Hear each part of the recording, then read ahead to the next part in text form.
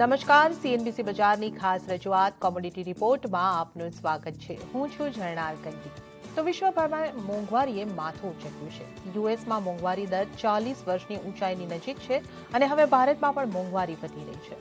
Crude ઓઇલની કિંમતોમાં ઉછાળો, dollar index અને ટ્રેઝરી યીલ્ડમાં મજબૂતીને કારણે ભારતના કરંટ એકાઉન્ટ ડેફિસિટ પર અસર પડી રહી છે. પરિણામે આપણે ભારતીય રૂપિયામાં રેકોર્ડ લો સ્તરે કારોબાર જોઈ રહ્યા છે. સાથે જ પ્રેસિયસ મેટલ હોય કે બેઝ મેટલ્સ, બધામાં ચારે બાજુએથી નરમાશ સાથેનો કારોબાર થઈ રહ્યો છે. આવી પરિસ્થિતિમાં કોમોડિટી માર્કેટની ચાલ કેવી રહેશે તે અંગે આજે આપણે નિષ્ણાતો સાથે ચર્ચા કરીશું. આપણી સાથે ચર્ચામાં જોડાયા છે એમિરેટ્સ એનબીડી બેંકના ધર્મેશ ભાટિયા. ધર્મેશજી, સ્વાગત છે આપનું. ધર્મેશજી, સૌથી પહેલાં જો આપણે રૂપિયાના આ સપ્તાહના કારોબાર પર નજર કરી લઈએ તો આ સપ્તાહ દરમિયાન આપણે રૂપિયાની અંદર રેકોર્ડ લો લેવલ બનતા જોયા અને આપણે જોઈ રહ્યા છીએ કે રૂપિયો સતત 77ની ઉપર જ કારોબાર કરી રહ્યો છે. ધર્મેશજી, ભારત સાથે અન્ય દેશની કરન્સી પણ ડોલરની સામે નબળી તો પડી છે. યુઆનમાં 18 મહિનાના નીચલા સ્તરની પાસે કારોબાર થઈ રહ્યો છે. ભારતને અમુક બેઝિક ફંડામેન્ટલ અફેક્ટ કરી રહ્યા છે, જેમ કે ઊંચા ક્રૂડના ભાવ, એક્સપોર્ટ, ટ્રેડ ડેફિસિટ, એફઆઈઆઈની વેચવાલી વગેરે. તો આ તમામની વચ્ચે રૂપિયાની ચાલને તમે કેવી રીતે મૂલવશો અને શું આ અસરને, જે રૂપિયા પર દબાણ બની રહ્યું છે, એને ઘટાડવા માટે કંઈ કરી શકાય ખરું? સેન્ટ્રલ બેંક કે આરબીઆઈનો આમાં તમે કોઈ રોલ જોઈ રહ્યા છો? મોર્નિંગ ઝરના, જો નિવેશકોને ઇનફેક્ટ હું લાસ્ટ 6 મહિનાથી એ જ કહું છું કે રૂપિયો મને હજી પણ નબળો લાગે છે ને એ જ થયો. રૂપિયો જયારે 75 હતો હું 77ની ટાર્ગેટ આપતો હતો, આજે 77 છે, હું 80નું ટાર્ગેટ આપું છું. તો રૂપિયો બેસિકલી નબળો એટલે થાય છે કે એક્સપોર્ટ કારણે હવે જે બાકી બધા દેશો છે, જે બ્રિક્સ કન્ટ્રી છે, એ લોકોનું કરન્સી ઓલમોસ્ટ 15% થી 20% થઈ ગયું છે. તમે અગર સ્ટર્લિંગ જોશો, યુરો જોશો, જાપાનીઝ યેન જોશો, એમાં ઓલમોસ્ટ 20-25% ડેપ્રિસિએશન જોવા મળ્યો છે કમ્પેરેટિવલી ઇન્ડિયા. તો હજી પણ India as a stable economy, government stable છે, તો largest democracy in the world છે, તો હજી પણ ઘણા બધા ફેરબદલ થાય છે. બટ આપણી ઇકોનોમીમાં જે મેજર યોગદાન છે, જેમાં ડેટ ડેફિસિટનું હિટ થાય છે, એ છે કાચું તેલ, સોનું ને ઇલેક્ટ્રોનિક્સ. અગેન સોનું નીચે આવે છે, ઇલેક્ટ્રોનિક્સમાં કર્વ કરે છે, બટ ઓઇલમાં આપણે કર્વ નથી કરી શકતા અને ઓઇલ જેટલી તેજીમાં જશે એટલું ઇન્ડિયાને ડેફિસિટ થશે ને એ જ થયું છે. માર્કેટમાં જયારે ઓઇલ 70-80 હતું ત્યારે રૂપિયો 75 હતો, આજે $120 ઉપર આવી ગયો છે, તો રૂપિયો ઓલમોસ્ટ 77, એમાં 5-5.5% ફરક પડી ગયો છે. બટ હજી પણ મને લાગે છે કે આ ફરક હજી પણ થશે. એમાં ઇન્ડિયા એઝ સચ કઈ કરી નહીં શકશે, કેમ કે અગર એ લોકો પોતાની કરન્સી હોલ્ડ રાખશે તો અમે અમારું એક્સપોર્ટ ને ઇમ્પોર્ટમાં ઘણા બધા ફેરબદલ જોવા મળશે. તો મારા હિસાબથી આ ફ્લોટિંગ ઇકોનોમી છે, ફ્લોટિંગ કરન્સી છે, એમાં મને લાગતું નથી કે આરબીઆઈ યા ગવર્નર કઈ ઇન્ટરવેન્શન કરશે આની અંદર, કેમ કે એટલી પણ ડેપ્રિશિએટ નથી થઈ જેટલી બાકી બધી કરન્સી ડેપ્રિશિએટ થઈ ગઈ છે. તો મારા હિસાબથી એને ઓપન રાખવું જોઈએ. નો ડાઉટ માર્કેટમાં તમારે ફ્લક્ચ્યુએશન જોશો, બટ મને લાગે છે કે વર્ષના અંતરાલ તક, એના પહેલા તમારે ડિસેમ્બર સુધી તમે રૂપિયોને 80ના પણ આંકડો પાર કરતા જોઈ શકશો. ઓકે, તો અહીંયા આગળ ધર્મેશજી તરફથી આપણને અનુમાન બનતા દેખાઈ રહ્યા છે કે રૂપિયાની નરમાશ હજી વધશે, હજુ નબળો થશે અને 80ના સ્તર પણ રૂપિયાની અંદર બની શકે છે. હવે આપણી સાથે ચર્ચામાં પેરાડાઇમ કોમોડિટીના બિરેન વકીલ પણ જોડાઈ ગયા છે. બિરેનજી, આપનું પણ સ્વાગત છે શોની અંદર.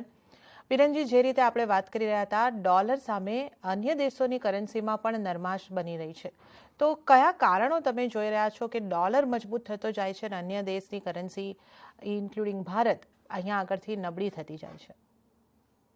લગભગ 10-15 વર્ષે એક વખત ડોલરની વૈશ્વિક શોર્ટેજ ઊભી થાય, અછત થાય. અત્યારે ફેડના વ્યાજ દર વધારા ફાસ્ટર છે અને ત્યાં લિક્વિડિટી ટાઇટનિંગ પણ છે. ફેડે કીધું છે 1 જૂનથી બેલેન્સ શીટ ટ્રીમ કરશે, એનું સાઇઝ ઘટાડશે. એટલે નેચરલી કે યીલ્ડ પ્રીમિયમ જે હોય, ખાસ કરીને ઇમર્જિંગ માર્કેટ્સ, એમાં કેપિટલ ફ્લાઇટ થાય એટલે ત્યાંથી ડોલર પાછા નીકળે અને અમેરિકા તરફ જાય. એટલે ખાસ કરીને હાલની જે સ્થિતિ હું જોઉં છું એ 1997માં જે એશિયન ઇમર્જિંગ કરન્સી ક્રાઇસિસ આવી હતી એ પ્રકારનું મિની પુનરાવર્તન હોય એવું લાગે છે. જો રૂપિયાની વાત કરીએ તો એક સારી વાત એ છે કે આપણી પાસે $600 બિલિયન જેટલી ફોરેક્સ રિઝર્વ છે, જે કમ્ફર્ટેબલ કુશન ગણાય. પણ રિઝર્વ બેંકને એ પણ ખબર છે કે $600 અબજ ભેગા કરતા જેટલો સમય થયો એને જતા એટલી વાર નહીં લાગે. તો કદાચ નો ગોલ એવો હશે કે ડિસઓર્ડરલી વીકનેસ ન આવવી જોઈએ, મીન્સ કાબુ બહારની નરમાઈ ન આવવી જોઈએ. ધીમી ધીમી નરમાઈ આવે તો એમાં એને વાંધો નહીં હોય. પણ બહુ લાંબા સમય પછી એશિયામાં સ્પર્ધાત્મક અવમૂલ્યનનો સમય આવ્યો છે. એટલે એ સંજોગોમાં એવું દેખાય છે કે આગળ જતા આપણને મોર વીકનેસ દેખાય. ચાઇના યુઆનની જે વીકનેસ છે એ થોડી ચિંતાજનક છે અને યેનની વીકનેસ પણ ચિંતાજનક છે. ઓકે, તો અહીંયા આગળ આપણે જોઈ રહ્યા છે કે ડોલર સામે અન્ય કરન્સી નબળી પડતી દેખાઈ રહી છે અને અમુક ચિંતાઓ અહીંયા આગળ ચોક્કસ બની રહી છે. ધર્મેશજી, આપે જ્યારે શરૂઆતે આપણે ચર્ચા કરી રહ્યા હતા ત્યારે જણાવ્યું કે ડોલર સામે ખાલી રૂપિયો નહીં, એટલે ભારતીય રૂપિયો નહીં પણ અન્ય દેશની કરન્સી પણ નબળી પડી રહી છે અને કમ્પેરિઝન કરીએ તો રૂપિયાનું દબાણ ઓછું લાગે છે. આને થોડું ડિટેલમાં સમજવું છે અને કઈ રીતે સમજાવશો? ઓકે, તો જો તમે અગર ડોલર ઇન્ડેક્સ જોશો, ડોલર ઇન્ડેક્સમાં જે મેજર યોગદાન છે એનું જે સ્પ્લિટ છે એ યુરો ને સ્ટર્લિંગ છે, એટલે પાઉન્ડ ને યુરો. હવે યુરો ઇકોનોમી, હવે તો યુરો ઇકોનોમી કમ્પ્લીટલી ડિપેન્ડ છે જર્મની ઉપર, ને જર્મનીનું કમ્પ્લીટલી ડિપેન્ડન્ટ છે ગેસ જે રશિયા આપે છે. તો હવે ત્યાંથી અગર સપ્લાય બંધ થાય છે તો એ લોકોની ઇકોનોમી અને જે કાર મેન્યુફેક્ચરિંગ છે, જે ઇન્ડસ્ટ્રી પર્પઝ છે જર્મનીનું, એ લોકોની ઇકોનોમી અનસ્ટેબલ થઈ જશે. જ્યારે કોઈ કન્ટ્રી અનસ્ટેબલ થઈ જશે એ લોકોની ઇકોનોમી, તો એ લોકોનું પોતાની કરન્સીઝ ડેપ્રિશિએટ થવા લાગે છે. એ લોકોને ખબર છે કે હું એટલો એક્સપોર્ટ કરીશ, મને એટલા પૈસા આવવાના છે. હવે એ લોકોનું એક્સપોર્ટ અગર બંધ થઈ જશે તો એ લોકોની ફોરેન કરન્સી રિઝર્વ ઓછી થતી જશે. જ્યારે ઓછી થતી જાય તો એ કરન્સીઝ ડેપ્રિશિએટ થઈ જાય. તમે અગર જાપાનીઝ યેન જોશો, જાપાનીઝ યેન સૌથી સેફેસ્ટ કરન્સી કહેવાય વર્લ્ડમાં. જ્યારે તમે કોઈ કમ્પેરિઝન કરો છો કે મને સેફ હેવનમાં નાખવું છે, તો બે પ્રોડક્ટ છે, એક છે ગોલ્ડ ને બીજો છે જાપાનીઝ યેન. જાપાનીઝ યેન જે 100 રૂપિયામાં ચાલતી આજે 120 થઈ ગઈ, એમાં 20% ડેપ્રિસિએશન આવી ગયો છે, કેમ કે એ લોકોને પણ ઇમ્પોર્ટ એક્સપોર્ટમાં ઘણું ફરક પડ્યું છે આ અનસર્ટનિટી ઉપર. તો જ્યાં સુધી જીઓ પોલિટિકલ ટેન્શન અનસર્ટનિટી રહેશે ત્યાં સુધી જે મેજર કરન્સી છે, જે મોટા કરન્સીઝ છે એ ડેપ્રિશિએટ થશે. તો એના કમ્પેરિઝન ઇન્ડિયા હજી પણ ડેવલપિંગ કન્ટ્રી છે, નાકી ડેવલપ છે, તો એની કરન્સીમાં વધારે ફરક નથી પડ્યો. બટ અગર તમે નેબરિંગ કન્ટ્રીઝ જોશો, લાઈક શ્રીલંકા જોશો, તમે અગર પાકિસ્તાન જોશો, તમે નેપાલ જોશો, આ બધી કરન્સી ઘણી ડેપ્રિશિએટ થઈ ગઈ છે, કેમ કે એ લોકો પાસે ટ્રેડ રિઝર્વ જ નથી આ તારીખમાં. તો જ્યારે રિઝર્વ ઓછું થઈ જશે ઓટોમેટિકલી તમારી કરન્સી ડિવેલ્યુએટ થશે, ને એ જ થયું છે. તો મારા હિસાબથી એઝ અ ઇન્ડિયા હજી પણ ઘણા સારા સ્થિતિ પર બેઠી છે કમ્પેરેટિવલી બાકી બધા કરન્સીઝ ને બાકી બધા કન્ટ્રીના નામ પર. તો મારા હિસાબથી અગર જ્યાં સુધી સ્ટેબલ ઇકોનોમી રહેશે, નો ડાઉટ આપણી કરન્સી વધારે ડેપ્રિશિએટ નહીં થશે બાકી બધા કરન્સી કરતા. બટ હા, અગર કાચું તેલ $130-140 પર ટક્યું હજી 4 મહિના પણ, તો તમે જોશો કે આપણી કરન્સીમાં કેટલી ડિવેલ્યુએશન તમારે બહુ ઝડપથી જોવા મળશે. જી, તો આપણને કરન્સીની અંદર ડિવેલ્યુએશન, અવમૂલ્યન થતું દેખાઈ રહ્યું છે. બિરેનજી, આપણે ચર્ચા કરી રહ્યા હતા ત્યારે આપે પણ જણાવ્યું કે ડોલરની મજબૂતી અને અન્ય કરન્સીની અંદર નબળાઈ આ ચિંતાનો વિષય છે. ખાસ કરીને ચાઇનાનો જે કરન્સી છે એની નબળાઈ પણ ચિંતાનો વિષય છે. ત્યારે એ સમજવું હતું કે જે રીતે આપણે વાત કરી રહ્યા છે, આપે પણ જણાવ્યું કે રૂપિયો હજી અહીંયાથી નબળો પડી શકે છે. ધર્મેશજીએ પણ કહ્યું કે 80ના સ્તર પણ જોવા મળી શકે છે.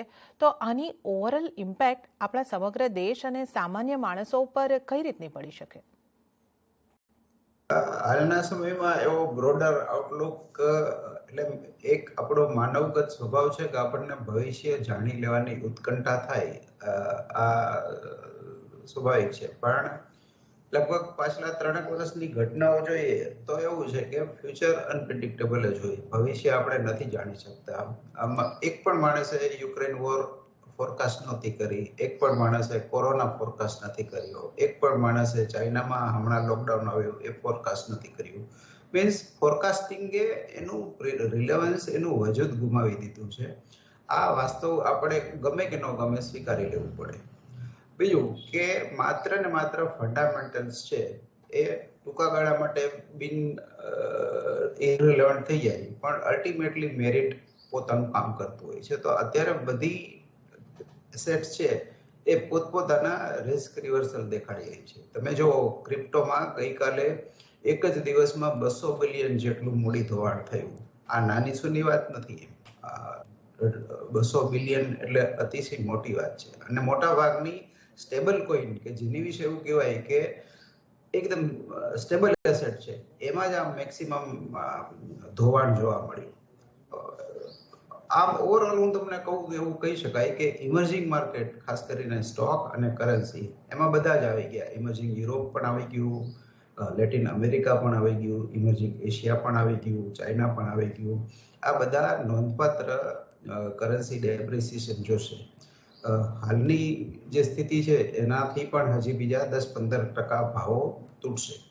અને મેક્સિમમ જે વોચ કરવા લાયક ટ્રેડ છે એમાં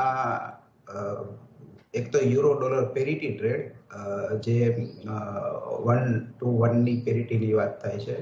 યુરો સૌથી કમજોર દેખાય છે અને કદાચ બહુ વર્ષો પછી એમાં થોડી સિરિયસ ક્રાઇસિસ લાગી રહી છે, કારણ કે યુરોપિયન બેન્કોની બેલેન્સ શીટ હજી પણ કમજોર છે.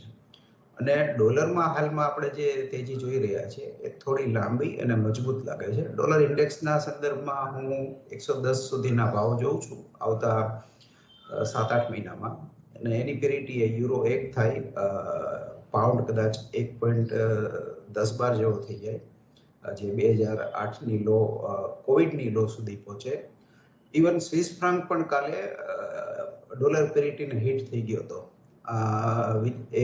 which is also saying કે dollar is the only bull market in the town. Dollar સિવાય કશું જ મજબૂત નહીં રહે.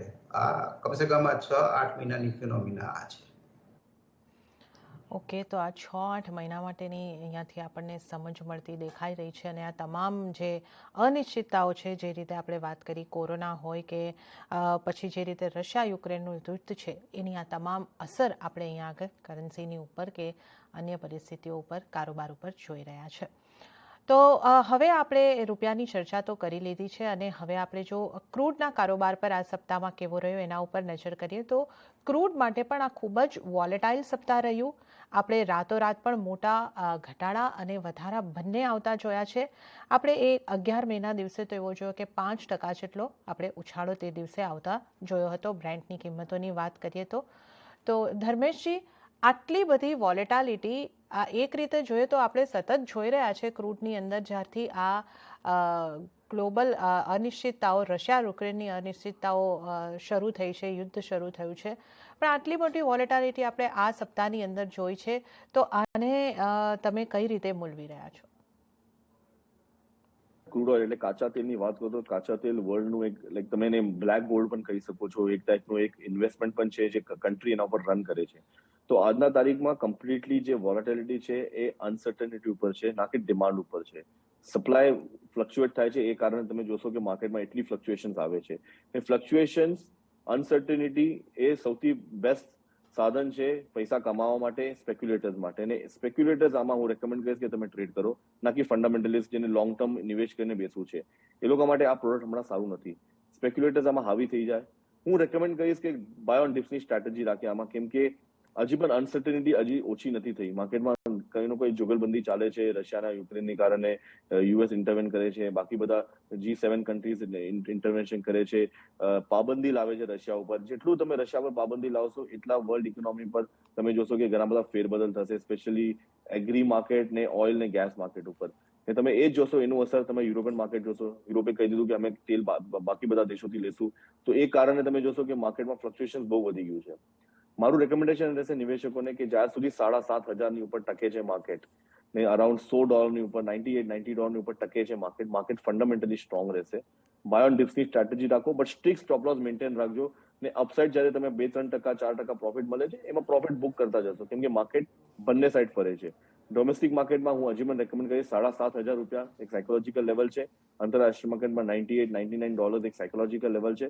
અપસાઇડ તમે 111 થી 125 નો રેન્જ છે માર્કેટ. અપસાઇડ હું રેકમેન્ડ કરીશ કે 111 થી 120 સુધીના લેવલ તમે ફરીથી જોઈ શકશો તેલમાં. ફંડામેન્ટલી પોઝિશનલી જૂન-જુલાઈ માર્કેટ હરિકેન સિઝન હોય છે, યુએસ પોતાનું પ્રોડક્શન બંધ કરે છે, એ કારણે તમે જોશો કે માર્કેટમાં હજી પણ સપ્લાય કન્સ્ટ્રેન્ટ થશે ને માર્કેટ હજી સ્પાઇક કરી શકશે. એ લોકોનું સ્ટ્રેટેજિક રિઝર્વ હજી પણ ભરવાનું બાકી છે. તો મારા હિસાબથી એ લોકો માર્કેટમાં ડેફિનેટલી ઉપાડશે રિઝર્વ માટે, અને ત્યારે તમે જોશો તેલમાં એક સારી એવી તેજી જોઈ શકશો તમે. તો બાય ઓન ડિપ્સની સ્ટ્રેટેજી રાખજો, પણ સ્ટ્રિક્ટ સ્ટોપ લોસ $7,500 રાખીને છોડી દેજો એને.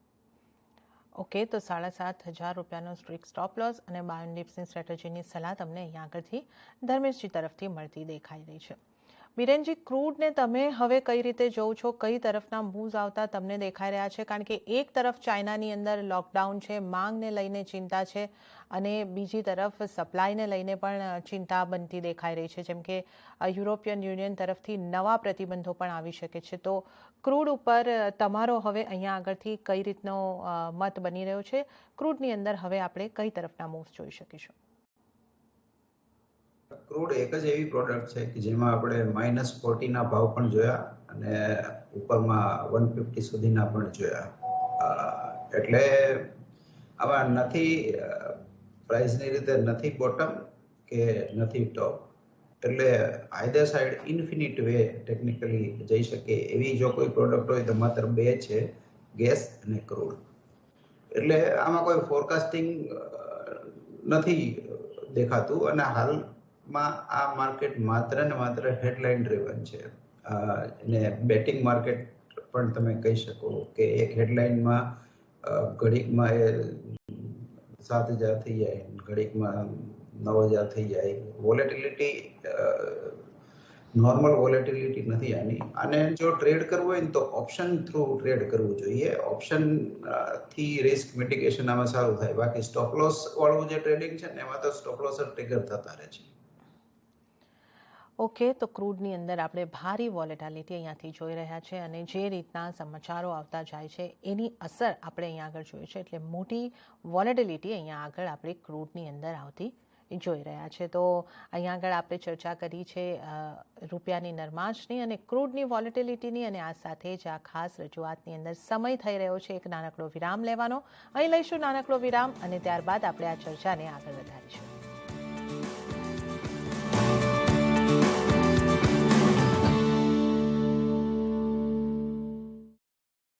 A vision becomes a milestone when it helps make a cleaner, smarter, and a more beautiful planet. So that you can set off on joyous new journeys and adventures.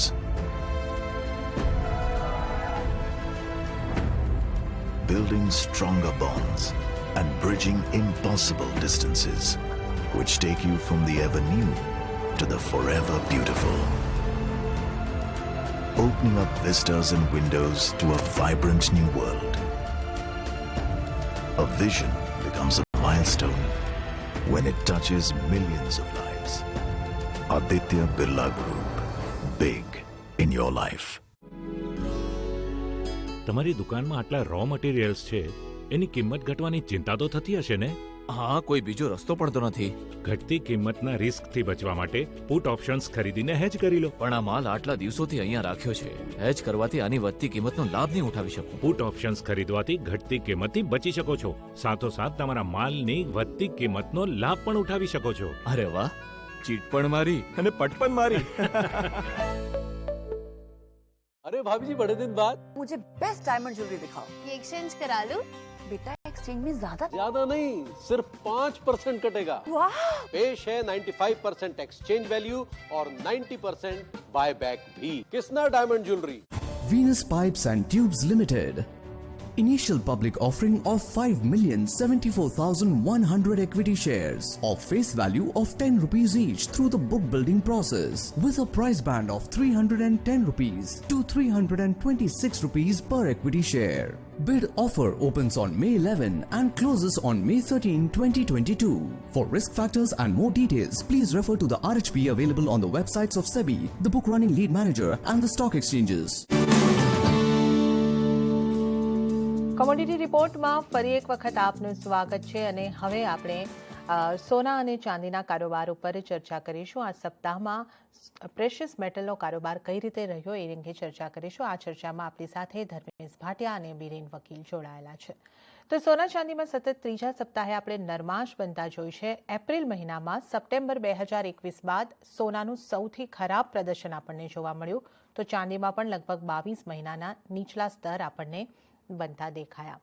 ધર્મેશજી, સોનાની અંદર આપણે જે રીતે વાત કરી રહ્યા છે કે નરમાશ બનતા જોઈ છે, આ સપ્તાહની અંદર ફેડ દ્વારા પણ સંકેતો મળી રહ્યા છે કે હજી પણ વ્યાજ દરની અંદર વધારો કરવામાં આવશે, મોંઘવારી પણ વધી રહી છે. તો આ તમામ વચ્ચે સોના ઉપર હવે આપની સ્ટ્રેટેજી શું બની રહી છે?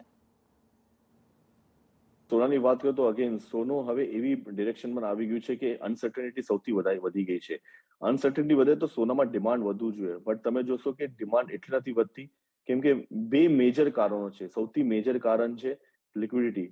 હવે યુએસ ને બાકી 21 દેશોએ પોતાની ઇન્ટરેસ્ટ રેટ વધારી છે, કેમ કે એ લોકો ચાહે છે કે માર્કેટની લિક્વિડિટી ઓછી થઈ જાય, સો દેટ ઇન્ફ્લેશન કર્વ થાય. તો જ્યારે લિક્વિડિટી ઓછી થઈ જશે તો માર્કેટમાં જે ડિસ્પોઝેબલ ઇન્કમ છે જે આપણે સોનામાં લગાડશે એ ઓછું થઈ જશે, અને એ કારણે તમે જોશો કે માર્કેટમાં પ્રેશર આવે છે. સેકન્ડ છે ડોલર ઇન્ડેક્સ. ડોલર તેજી થશે તો કમોડિટી માર્કેટ વીક થશે, કેમ કે જ્યારે ડોલર વધી જાય તો તમારે વધારે પૈસા આપવા પડે એ જ સામાન લેવા માટે. તો એ જ થયું છે માર્કેટમાં. જે ડોલર 93, 92 ડોલર ઇન્ડેક્સ ચાલતું હતું, આજે 104 પર આવી ગયું છે. તો એમાં ઓલમોસ્ટ 10 થી 15% તેજી ડોલર ઇન્ડેક્સમાં જોવા મળી છે. એના સામે માર્કેટ હજુ સુધી 15 થી 20% પડ્યું નથી. તો હજી પણ આમાં મંદીનો માહોલ છે. હું એક્સપેક્ટ કરું છું કે 1775 થી 1750 ના લેવલ એ માર્કેટમાં એક સ્ટેબલ ઝોન છે. ત્યાં માર્કેટ આવીને એકવાર સ્ટેબલ થવું જોઈએ. ડોમેસ્ટિક માર્કેટની વાત કરે તો 48,000 ના લેવલ્સ તમે રૂપિયાના એમસીએક્સમાં જોઈ શકશો કે એક ડિપ આવવું જોઈએ. 49,000 to 48,000 એ લેવલ પર માર્કેટ આવીને સ્ટેબલ થશે. કરંટ લેવલથી હું હજી પણ સેલ ઓન રાઇઝની સ્ટ્રેટેજી રાખું છું. જ્યાં સુધી માર્કેટ અરાઉન્ડ 1850, 1860 ડોલર ઉપર ટકતું નથી ત્યાં સુધી માર્કેટમાં મંદી રહેશે, ને હું મંદી હજી આવી કરીશ કે મને લાગે છે કે ડોલર ઇન્ડેક્સ 106, 107 પણ થઈ જશે. તો ફંડામેન્ટલી, ટેકનિકલી બંને સાઈડથી સોનો એઝ સચ સેફ હેવન નથી. ઇક્વિટી માર્કેટમાં સેલ ઓફ જોવા મળે, તમારે કમોડિટીમાં સેલ ઓફ જોવા મળશે, તમારે બધામાં જોવા મળશે જ્યારે ઇન્ટરેસ્ટ રેટ ને ડોલર વધશે. ઓકે, તો અત્યારે આપણે નરમાશ તરફનો ટ્રેન્ડ સોના માટે પણ બનતો જોઈ રહ્યા છે. બિરેનજી, સોના ઉપર તમારો પણ મત લેવો છે અને એક વધુ વાત સમજવી છે કે સોના માટે આપણે એક એવું ઓબ્ઝર્વેશન બનતું જોઈ રહ્યા છે કે કિંમતોમાં દબાણ હોવા છતાં દેશોની કરન્સી સામે સોનાનું પ્રદર્શન સારું રહ્યું છે. એટલે કે યુએસ ડોલરમાં સોનાએ 3% તેજી દેખાડી તો ભારતીય રૂપિયામાં 7% મજબૂતી દેખાડી. આને કઈ રીતે સમજવું જોઈએ? સોનાને દરેક કરન્સીના સંદર્ભમાં જોવું જોઈએ. જો ડોલરના સંદર્ભમાં જોઈએ તો સોનામાં ટોપ બની ચૂક્યું છે, એની બુલ માર્કેટ પૂરી થઈ ચૂકી છે. પણ યુરોમાં કે યેનમાં આપણે જોઈએ તો હજી ટોપ નથી બન્યો. એટલે રૂપીમાં, યેનમાં, પાઉન્ડમાં, યુરોમાં આ સંદર્ભમાં સોનામાં હજી થોડો સુધારો દેખાશે. પર્ટિક્યુલર રૂપી સંદર્ભમાં રૂપિયો ગોઈંગ ફોરવર્ડ મને 81-82 લાગે છે આવતા 4-6 મહિનામાં. તો એના સંદર્ભમાં કદાચ ફોરિનમાં કદાચ 10%નું ડેપ્રિસિએશન આવે તો એની સામે સ્થાનિક બજારમાં બહુ જ ઓછું ડેપ્રિસિએશન હશે. તો એઝ એ કેઓસ હેજ આપણે જેને કહીએ, ડિઝાસ્ટર હેજ કેઓસ હેજ તરીકે, તો સ્થાનિક બજારમાં ગોલ્ડ ઇન્ફ્લેશન હેજ કે કેઓસ હેજ તરીકે આપણે બાય સાઈડમાં જઈ શકીએ. ઓકે, તો અહીંયા આગળથી આપણે આ સમજી રહ્યા છે. અને સાથે જ બિરેનજી, સોનામાં હવે તમે કયા લેવલ સ્પેસિફિક જો આપણે વાત કરીએ કે કઈ તરફના મૂવ્સ જોઈ શકો છો, તો સોના માટે આપની શું રણનીતિ બનાવવાની સલાહ રહેશે? ઓવરઓલ આની જો બ્રોડ રેન્જ છે એ 48,500 થી 51,500 કે 52,000 જેવી ગણાય. તો ક્યાંય પણ 48.5 એટલે 48,500, 49 આસપાસના ડીપ ઉપર હું લોંગ ટર્મ એક્યુમ્યુલેશન પ્રિફર કરીશ. અને 5-6 મહિના હોલ્ડ કરીએ તો એમાં મે બી કે આપણને 52, 53, 54 સુધીના ભાવો જોવા મળે.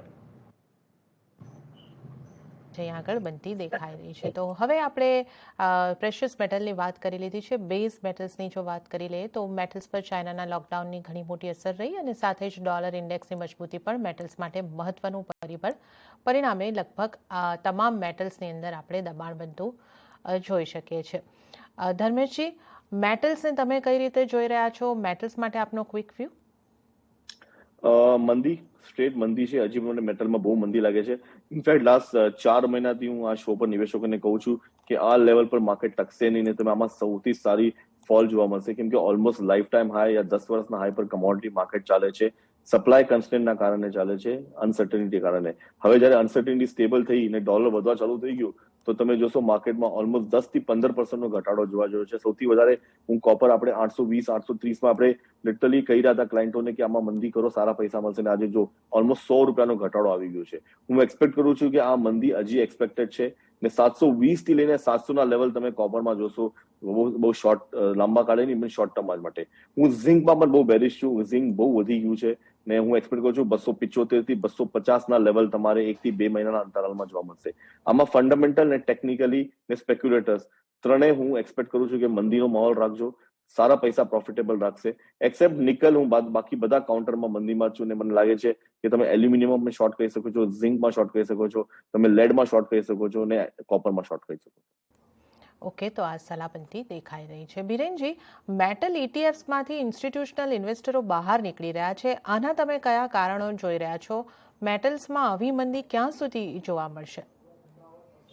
ધનુષભાઈની વાત સાચી છે કે અહીંયા કેપિટલ આઉટફ્લો મને પણ ઘણા દેખાઈ રહ્યા છે. ઘણી ખરી મેટલ્સ એવી છે કે પોતાની પ્રોડક્શન કોસ્ટથી ડબલ ભાવે વેચાતી હોય. જેમ કે કોપરની પ્રોડક્શન કોસ્ટ લગભગ 4042 આસપાસ છે અને નાના ભાવો ચાલી રહ્યા છે 9000. નિકલનું પણ ઓલમોસ્ટ એવું છે કે 17-18,000ની પ્રોડક્શન કોસ્ટ સામે એ વેચાઈ રહ્યું છે 27,000. તો હવે ફેર વેલ્યુ જેને આપણે કહીએ એની નજીક ક્યાંક જવું પડે. જેમ જેમ ડોલરમાં તેજી થશે એમ મેટલમાં આપણને ગ્રાઇન્ડિંગ બેર માર્કેટ કહીએ ને, ધીમો ઘસારો આવતો રહેશે. પણ અહીંથી હજી સિગ્નિફિકન્ટ એટલે સાઇઝેબલ ડાઉનસાઇડ રિસ્ક ઊભું છે આ ભાવથી. એકાદ ઓવરસોલ્ડ હોઈને કોઈ જો આપણને સ્પાઇક મળે ને તો વેચવા માટે પોઝિશનલ સેલ સાઇડ માટે ના મોકા જ તલાશવા જોઈએ આપણે. ઓકે, તો આ વ્યૂ અહીં આગળ આપણને બનતો ખાસ દેખાઈ રહ્યો છે. તો બિરેનજી અને ધર્મેશજી, આપનો ખૂબ ખૂબ આભાર. આપ અમારી સાથે જોડાયા અને આ રસપ્રદ ચર્ચામાં અમારી સાથે ભાગ લીધો. આપનો ખૂબ ખૂબ આભાર. તો આ સપ્તાહ આપણે નોન એગ્રી કોમોડિટી માટે લગભગ દબાણનું સપ્તાહ જોયું છે. ક્રૂડની અંદર ભારે વોલેટિલિટી આપણે જોઈ છે. તો આ સાથે આ ખાસ રજૂઆતમાં હાલ પૂરતું આટલું જ. મને પણ આપશો રજા, પરંતુ આપ જોતા રહો CNBC બજાર. નમસ્કાર.